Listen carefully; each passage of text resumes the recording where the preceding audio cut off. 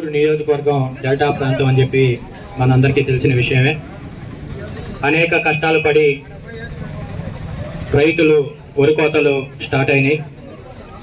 NDA government దీన్ని దృష్టిలో ఉంచుకొని కొనుగోలు కేంద్రాన్ని వెంటనే తెరిచి రైతులకి అండగా ఉండాలని చెప్పి తెలియజేస్తున్నాం. ఎందుకంటే రైతులు బాగుంటేనే రాష్ట్రం బాగుంటుంది, గ్రామం బాగుంటుంది, ప్రతి ఒక్క విభాగం బాగుంటుంది. కాబట్టి రైతుల్ని ఆదుకునే విధంగా వెంటనే కొనుగోలు కేంద్రాలని తెరిచి రైతులకి మేలు చేసే విధంగా చేయాలని చెప్పి ఎన్డీఏ గవర్నమెంట్ని మరియు ఇక్కడుండే పాలక వర్గం అయినటువంటి వేమిరెడ్డి ప్రశాంత్ రెడ్డి గారిని కూడా కోరుకోవడం జరుగుతుంది.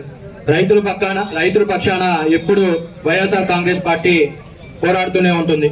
త్వరలో సీఎంఆర్ని తెరవకపోతే దానికి ఒక ఉద్యమం లాగా వైఎస్ఆర్ కాంగ్రెస్ పార్టీ నిర్ణయం తీసుకొని సొసైటీలకి అక్కడ ఉద్యమం చేయడం జరుగుతుంది. చర్యలు తీసుకోవాలి. రైతు ఎన్ని కష్టాలు పడి వరికోత స్థాయికి వస్తాడంటే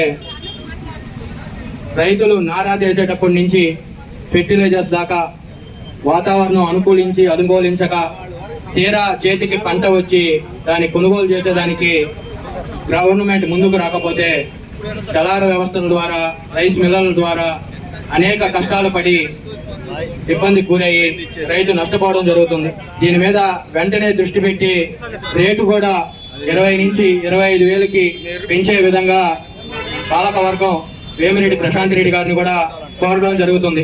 వెంటనే రైతులకి మేలు చేయాలి. ఎందుకంటే కోతలు స్టార్ట్ అయినాయి. వాతావరణం కూడా రైతుల కష్టాలను చూసి కొంచెం సహకరించింది. ఆ వాతావరణం సహకరించిన దానికైనా ఇక్కడ ఉండే పాలకవర్గం వెంటనే వాళ్ళకి గిట్టుబాటు ధర సీఎంఆర్ని చేసే విధంగా చర్యలు తీసుకోవాలని సెలవు తీసుకుంటాం.